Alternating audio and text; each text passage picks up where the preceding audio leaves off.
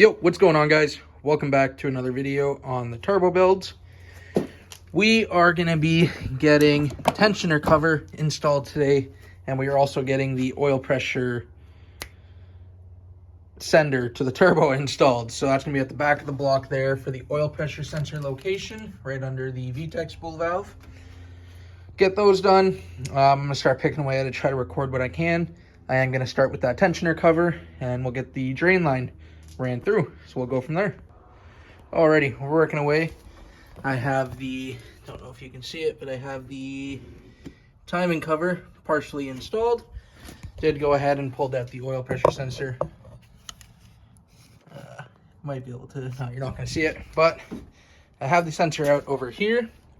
That is the adapter. The sensor is going to go into the back of the sensor, or the adapter, and then I'm going to run the oil feed off of the side of the adapter. So I'm going to just get this put in really quickly. I think I'm going to run trying to figure out if I should put in the wire or the line for the feed on the adapter first, because it's not the best spot to get to, but we'll try to figure that out and go from there. Okay, so I went ahead and just plugged everything onto it. Hopefully this is going to be easy to put on, because if it's not, I don't think it'd be enjoyable to run that line to where the factory oil pressure location is and then put that in after as well. So I'm going to try to put this on and hopefully we can get it tightened up properly. Alrighty, so we got the oil feed all put in there. Might be able to see it now. Nope, maybe. Yeah, you can see the oil pressure sensor at the back. I have the oil line here. I don't know how I'm going to route it yet because it's a really long oil line, but I'm going to try to get that figured out. Right now, I'm just going to continue trying to get the timing tensioner put back, the timing tensioner cover put back on. Then we're going to run the oil drain. Once that's done, I'm going to plumb those coolant lines really quickly, and she'll get almost closer to the first start.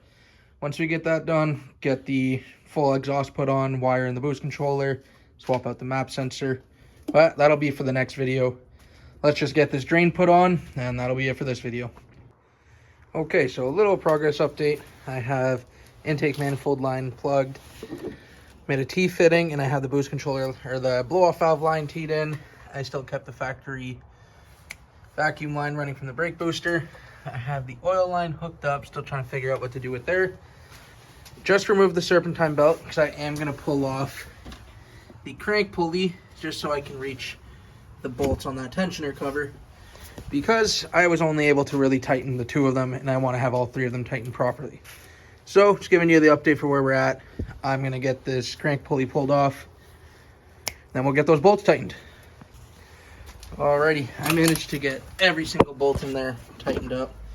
So I got one there, one up there behind the belt, and then one right above the tensioner drain. So, now that I got that on, I'm just going to pull the crank pulley, put the crank pulley back on, put the belt back in place, then we're all squared away. I do have the boost controller hooked up here as well. I just tapped into the two lines off of the purge valve, so we should be able to use that.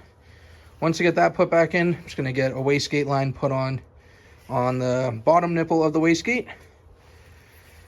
Then it's exhaust time. So basically all sorted. I'm just going to get that crank pulley back on. Well, that was it for this video. Just a short video for just a couple things. So basically the oil fill, or the oil feed, and the oil drain, those are all sorted out. But I hope you guys enjoyed. We'll see you next time. Peace.